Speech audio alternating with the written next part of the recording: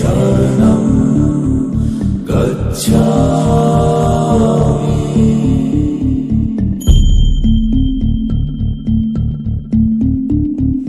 धम्मं शरणं गच्छामि।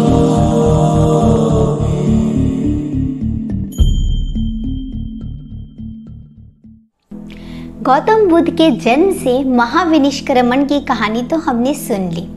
आज की जो कहानी है वो होगी बुद्धत्व धारण करने से लेकर महापरिनिर्वाण तक की कहानी, उनकी मृत्यु तक की कहानी। मृत्यु ना कहें तो उन्हें इस निर्वाण की प्राप्ति हुई जिसके लिए उन्होंने गृह को त्याग किया था।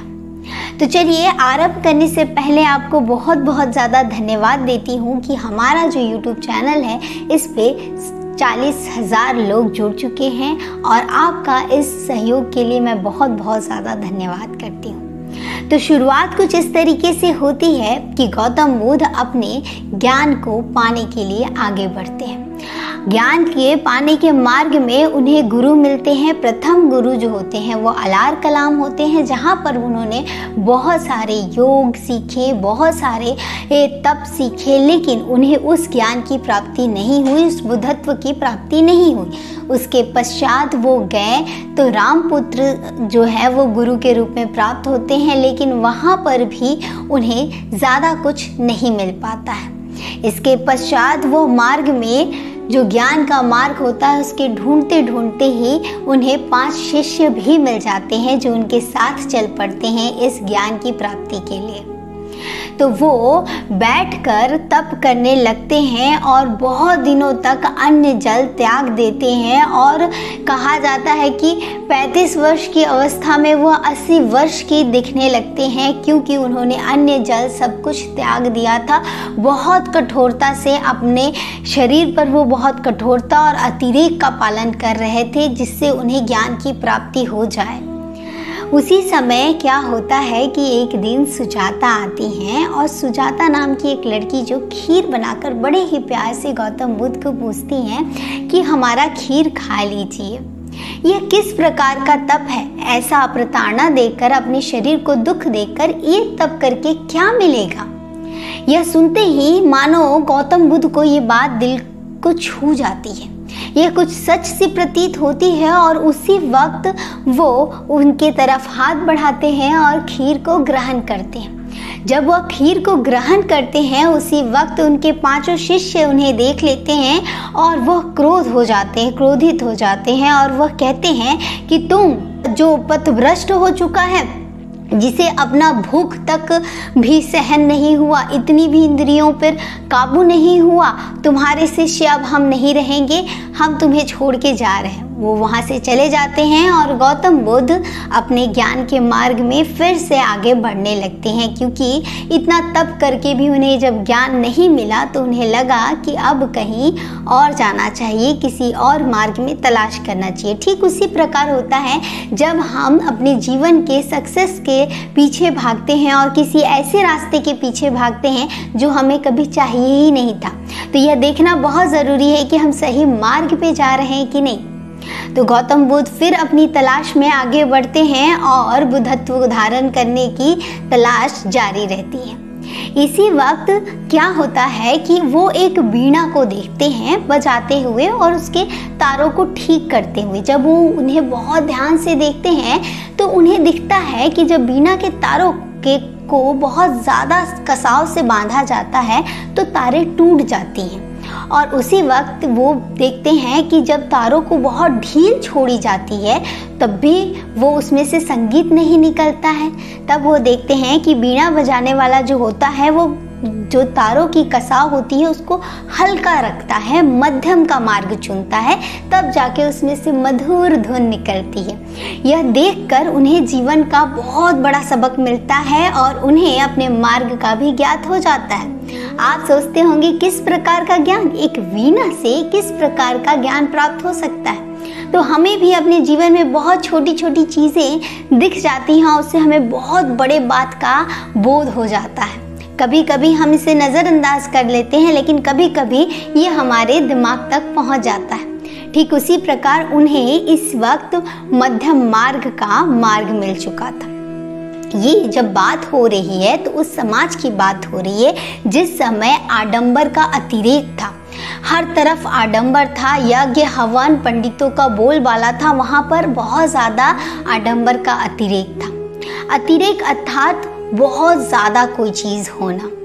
वहीं दूसरी तरफ अगर हम दूसरा मार्ग देखते हैं तो बहुत लोग सन्यासी हो रहे थे, कठोर तप कर रहे थे, कठोर तप का अतिरेक था।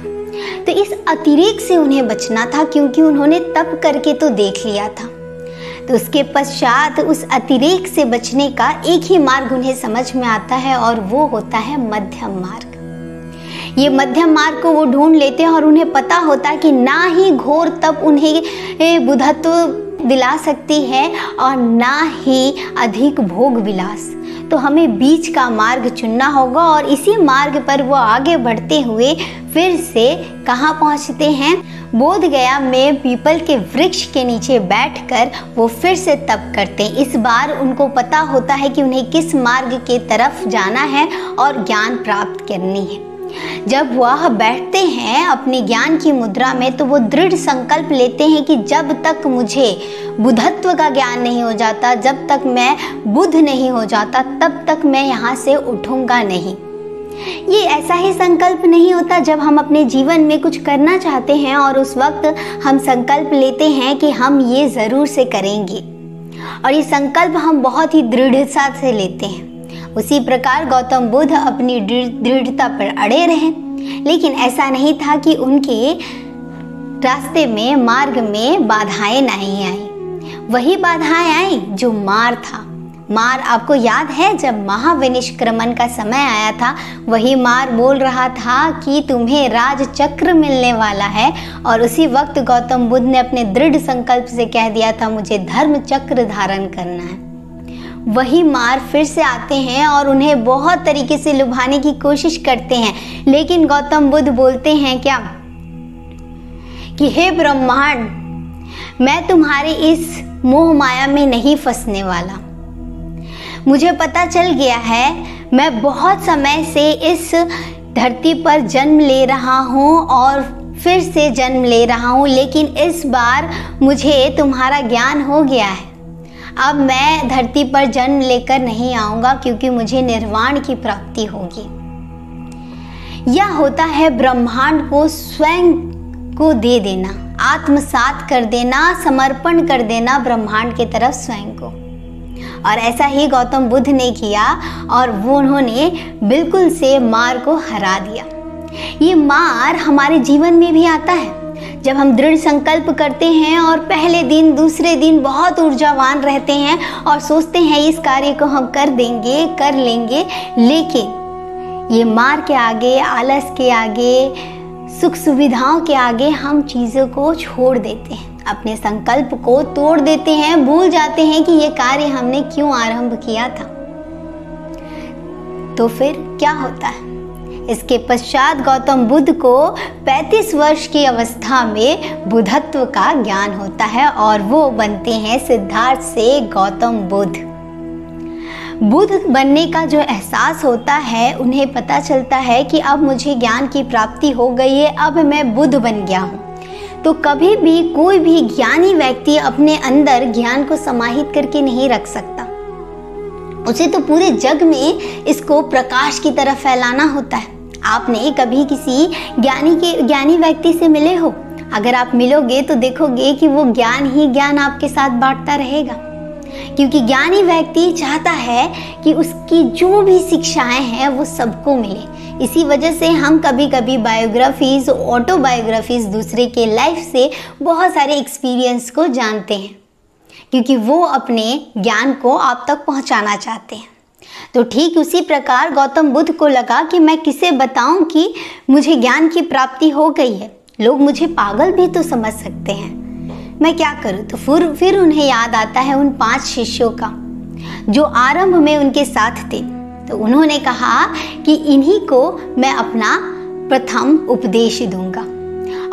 गौतम बुद्ध अपने शिष्यों को ढूंढते हुए वाराणसी पहुंचते हैं। वाराणसी के ऋषिपत्तन में, जो आज का सारनाथ कहा जाता है, वहाँ पर उन्होंने पहला उपदेश दिया अपने 5 शिष्यों के सामने, जो आज भी इनकी मूर्तियाँ बनी हुई है। पीपल के वृक्ष के नीचे बैठकर इन्होंने अपना उपदेश दिया और यह बताते हैं कि हमें 2 चीज़ों से दूर रहना चाहिए।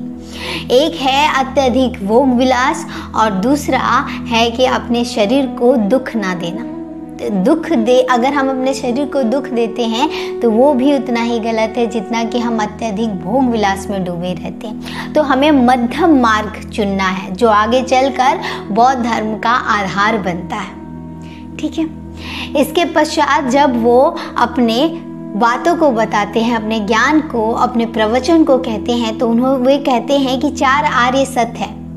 पहला, दुख होगा ही होगा, और दुख अकेला नहीं होगा, दुख समूहों के साथ होगा। दुख का निरोध किया जा सकता है और दुख के निरोध का मार्ग है। ये निरोध के मार्ग को अष्टांगिक मार्ग बताया गया है, जिसमें 8 मार्ग है, जिन मार्गों पर चलकर हम दुखों से दूर हो सकते हैं और निर्वाण प्राप्त कर सकते हैं। इस प्रकार उन्होंने अपने ज्ञान के प्रकाश को पूरे जगह पर फैलाया। उन्हें ज्ञान की प्राप्ति के बाद वो 44 साल तक जिंदा रहे और 44 सालों में बस साल के 4 महीने जो होते थे वर्षा काल, उसी में वह कहीं नहीं जाते थे, नहीं तो वो चारों तरफ भ्रमण करके अपने बौद्ध धर्म का प्रचार करते थे। वो अपने ज्ञान को बांटते थे जिससे ज्ञान सब जगह प्रकाशित हो सके। आपको याद है कि कहा गया था कि ये शौरवीर होगा और अपने प्रकाश से पूरी दुनिया को नाप लेगा, और ठीक वैसा ही हुआ। बौद्ध धर्म आज पूरी दुनिया में माना जाता है। लेकिन जब इनका आखिरी समय आया तो 80 वर्ष की अवस्था में चुंद नामक एक सोनार जो होता है वो उन्हें भोजन देता है, और वो भोजन में विष मिला हुआ रहता है। यह बात गौतम बुद्ध को पहले से पता होता है, पर वो उतनी ही प्रेम से उस विष भरे भोजन को खाते हैं, और उस भोजन को ग्रहण करने के बाद वो आनंद को कहते हैं, आनंद, यह भोजन मेरे लिए उतना ही ज़्यादा पवित्र है जितना कि सुजाता का दिया हुआ खीर। सुजाता के दिए हुए खीर से मुझे बुद्धत्व का ज्ञान हुआ था, उसी प्रकार इस चुंद के दिए हुए भोजन से मुझे महापरिनिर्वाण मिलेगा, मुझे निर्वाण की प्राप्ति होगी।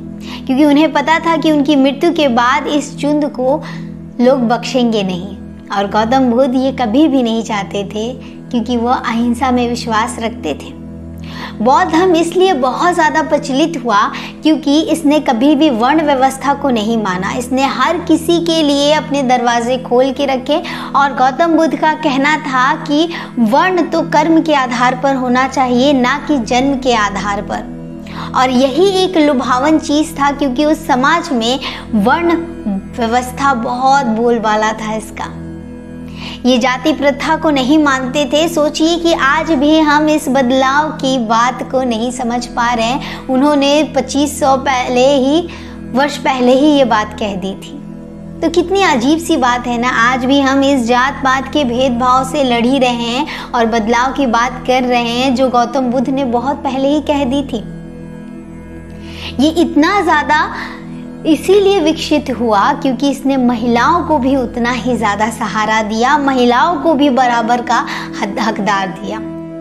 प्रथम महिला जो बौद्ध धर्म में आई वो कौन थी?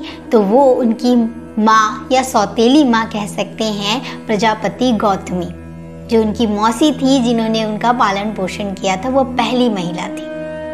तो इस प्रकार हम देखते हैं कि गौतम बुद्ध की जो बातें थी वो अत्यंत ही लुभावनी थी और अत्यंत ही समाज के लिए हितकारी थी।